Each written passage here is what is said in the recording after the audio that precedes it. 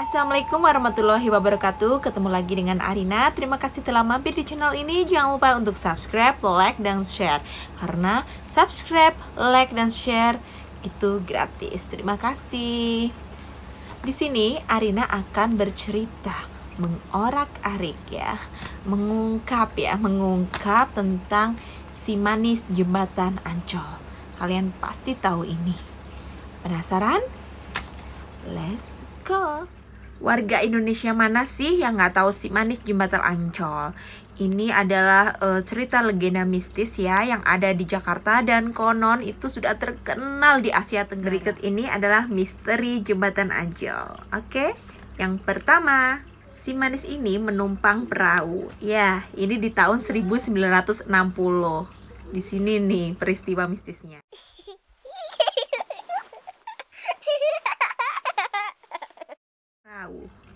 Ya, ini kesaksian orang ya yang mempunyai perahu di sekitar jembatan Ancol. Jadi di tahun 1960 ada tuh kan bapaknya kan mempunyai perahu tuh, dipanggil sama cewek itu kan. Misal gini ya. Pak, malam-malam kan saya bisa naik perahunya, saya diputer-puterin ya Pak ya. Bapaknya agak curiga juga ya, tapi ya gimana lagi kan, ya yang penting dapat uang kan. Akhirnya diputer-puterin lah itu ya di sekitaran jembatan Ancol.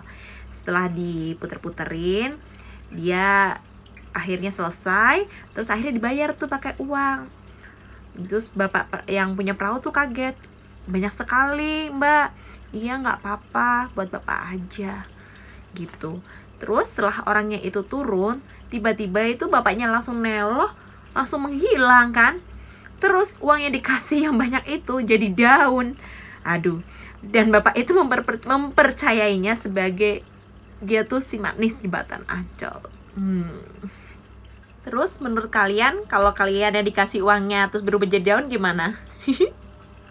Apa kalian akan menganggap itu hantu? Komen di bawah ini. Oke, next ya, lanjut yang kedua. Si manis ingin dilukis ya.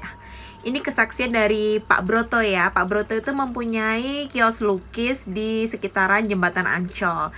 Jadi waktu itu kan hujan gerimis-gerimis, tik tik tik ya kan.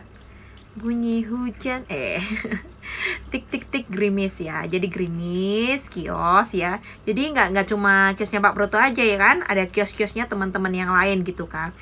Suatu ketika itu ada cewek ya datang, cewek cantik datang minta dilukis di kiosnya Pak Broto. Dia minta dilukis, terus Pak Broto melukiskan. Setelah setengah jadi, Pak Broto minta izin ke toilet kan. Mbak, saya ke toilet dulu ya Mbak cantik. Iya Bapak gitu. Setelah pulang dari toilet, alangkah terkejutnya Pak Broto karena cewek itu nggak ada. Terus Pak Broto tanya tuh ke temennya, lihat cewek yang tadi aku lukis nggak? Nggak ada, dari tadi nggak ada cewek yang dilukis. Aku juga heran lihat kamu Broto, kata temennya kan. Kamu tuh ngelukis apa? Ngomong sendiri dari tadi. Aku mau tanya. Jadi bingung katanya gitu kan. Enggak, kata Pak Broto kan. Tadi tuh ada cewek di sini, saya lukis katanya gitu. Nggak ada. Terus Pak Broto noleh ke sebelah kanan. Lah itu ceweknya. Terus Bapak Broto tuh kejar. Mbak. Alangkah terkejutnya Pak Broto. Dia melihat cewek itu berjalan melayang seperti hantu. Deng. Dan Pak Broto dan teman-temannya meyakini bahwa itu adalah arwah gentayangan si manis jembatan Ancol. Dan di sini nih, kalau kita jadi pelukisnya sebagai Pak Broto tuh gimana ya?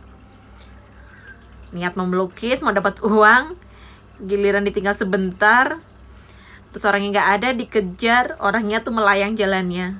Aduh, nggak tahu juga ya, langsung ngibrit kali ya.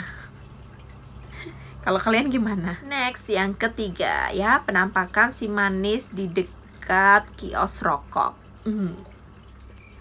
Oke, di tahun 1990, bapak bernama Pak Ansori mempunyai kios rokok di dekat jembatan ya, di dekat jembatan Ancol. Dan pada malam Jumat itu gerimis.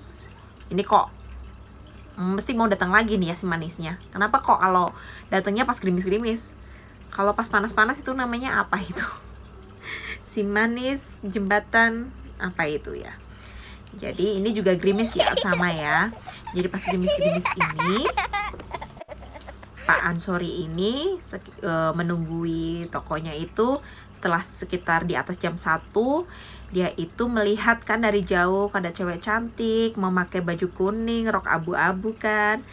Dilihat sama bapaknya kan. Setelah itu si cewek ini melemparkan senyum kan, melemparkan senyum, terus ceweknya tuh mendekat kan. Jarak 50 meter, 50 meter, 50 cm. 50 cm berapa nih? Oke. Dari jaraknya Arina ke kamera nih 50 cm, deket ya, ini deket ya. Itu cewek itu tersenyum, langsung twing, hilang.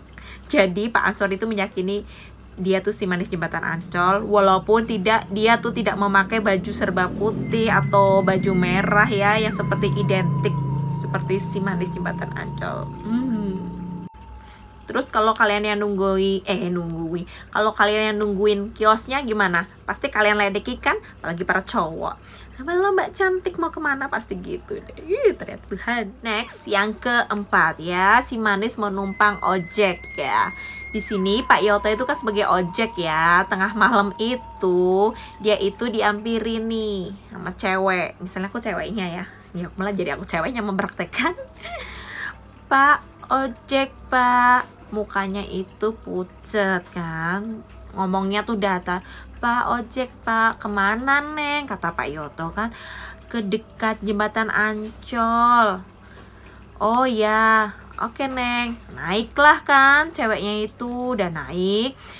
Kan itu udah tengah malam tuh, sambil menyairkan suasana, Pak Yoto tuh mengajak cerita.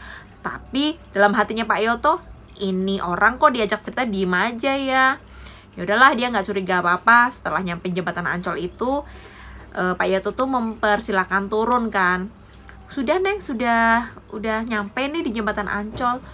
Begitu Bapak Yoto turun dari motor, loh ini ceweknya kemana? Hah? Terus menurut kalian yang diboncengin tuh siapa? Si manis jembatan Ancol apa cewek beneran yang jatuh? kan aneh ya, tapi kok pas banget ya minta diantarnya ke jembatan Ancol malam-malam lagi kan. Kayak cerita-cerita ini aja ya, cerita horor ya. Ada Pak ojek ditumpangi kan, ditumpangi poci, tumpangi apa, tahu kan poci, nggak usah disebutin ya. Yang kelima ya, di sini adalah pengendara motor yang ketetesan darah di sekitar jembatan Ancol. Darah, tetesan darah. Ya, di sini nih ada pengendara motor namanya Pak Sutiono nih. Dia tuh hampir jatuh nih gara-gara tuh dia naik motor kan, tahu-tahu tangannya tuh ketetesan darah dari atas kan. Dia tuh hampir jatuh. Nah, terus darahnya dari mana coba? Kan udah ketetesan darah kan ya. Pokoknya Pak Sutiono ini lewat sekitar jam 2 malam, jam 2 pagi pokoknya kan, ketetesan kan. Terus ini apa? Misalnya ya ini apa ketetesan kan? Merah, ada burung, kotoran burung bukan, warnanya merah kan? Apa bukan? Dicium kan? Kok amis nih kayak darah kan? Pak Sutiono langsung ngibrit, tapi dia tuh mempercayai bahwa itu tuh mungkin ya sosok si manis jembatan Ancol itu ya lagi ngerjain dia gitu. Karena sosok si manis jembatan Ancol tuh nggak cuma ngerjain di jembatan Ancolnya aja, tapi di jembatan Hitam juga dia sering ngerjain di sana. Ya, pindah-pindah deh. Hati-hati ya. Yang keenam ya, di sini ada kamar khusus untuk si manis jembatan Ancol. Di sini nih ya, jadi ini juga mengutip dari cerita Mrs.com ya. Di situ kan ada Hotel Horizon tuh. Konon Hotel Horizon yang di dekat jembatan Ancol itu tuh sering banget ada cewek ya jalan di situ. Lah itu tuh banyak yang bilang itu bahwa si manis jembatan Ancol tuh sering berkeliaran di situ. Makanya nggak heran ya ada cerita mistis juga bahwa di Horizon itu disediakan satu kamar khusus untuk si manis jembatan Ancol agar dia tidak mengganggu tamu-tamu yang lainnya. Ya apa-apa sih ya. disediain aja satu ya. Jadi kalau misalkan ada yang nginep, jadinya nggak ganggu yang lain kan berabe kalau nggak dikasih apa namanya kamar satu. Nanti dia bisa kamar satu ke kamar satu. Kan ngeri. Kalau kalian gimana kalau didatengin di kamar satu? Apa akan ngibrit? Apa akan diajak ngobrol? Apa akan gimana? Iya, mau gak? Yang ketujuh, di mana di daerah Jembatan Ancol tuh sering terjadi kecelakaan ya, dan banyak korban yang bilang, korban yang hidup ya maksudnya, kan ada yang meninggal dan yang hidup. Ini konon korban yang hidup tuh bilang kalau dia tuh kecelakaannya gara-gara melihat sekelebatan cewek itu nyebrang, terus cewek itu nggak tahu kemana, bes saja kan. Nah itu konon itu si manis Jembatan Ancol tuh, jadi dia mengganggu. Makanya tuh kalau kemana-mana berdoa dulu, bismillah ya. Ngeri. Pokoknya tuh kalau kita berkendaraan itu harus fokus ya, nggak cuma berdoa aja ya, jadi kita harus fokus, jangan ngelamun, oke? Jangan mikirin macem-macem. Yang ke-8, di Jembatan Ancol ini konon ini pembuangan segala jin tuh di sono ya, dari anak jin, bapak jin, ibu jin tuh di sono katanya. Jadi itu ceritanya tuh di Jembatan Ancol itu di zaman Belanda itu kan adalah rawa-rawa ya, jadi banyak orang yang membuang jin di sana kan ya. Ceritanya itulah tempat pembuangan jin ya, nggak tahu jin apa tuh lah ya, jin tomang, jin apa ya, pokoknya setan-setan kali ya, jin gitu ya. Nah di situ itu konon tidak ada aturan tuh, aturannya tidak tertulis sih. Jadi kalau lewat situ tuh paling nggak klakson lah, titit, karena buat kita tuh ngormatin arwah si manis Jembatan Ancol tersebut. Ya itu cerita dari sederetan ya 8 ya, kisah misterius. Di sini Arina sih pernah ya nonton itu zamannya Arina kecil lu SD ya. Apa namanya, cerita tentang si manis Jembatan Ancol. Terus si manisnya tuh punya temen ya yang gundul itu apa Ozi Saputra itu ya, itu lucu ya. Di situ diceritakannya malah lucu ya, tapi di situ juga ada kesannya mistis dan si manis tuh terkesan seperti mengganggu ya. Terus ada yang bilang itu juga ya, konon si manis itu adalah korban pemerkosaan yang dibuang ke Jembatan Ancol. Terus ada juga si manis Jembatan Ancol itu adalah seorang gadis yang mau dijodohkan, karena dia itu nggak mau dijodohkan, akhirnya dia bunuh diri di situ. Jadi kabarnya itu simpang siur, mana yang bener nggak tahu ya. Tapi Allahualam mungkin itu adalah jin ya, kita sih akhirnya nggak tahu ya. Jadi gitulah.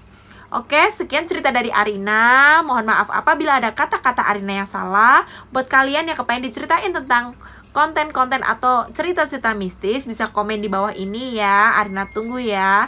Oke, terima kasih. Wassalamualaikum warahmatullahi wabarakatuh.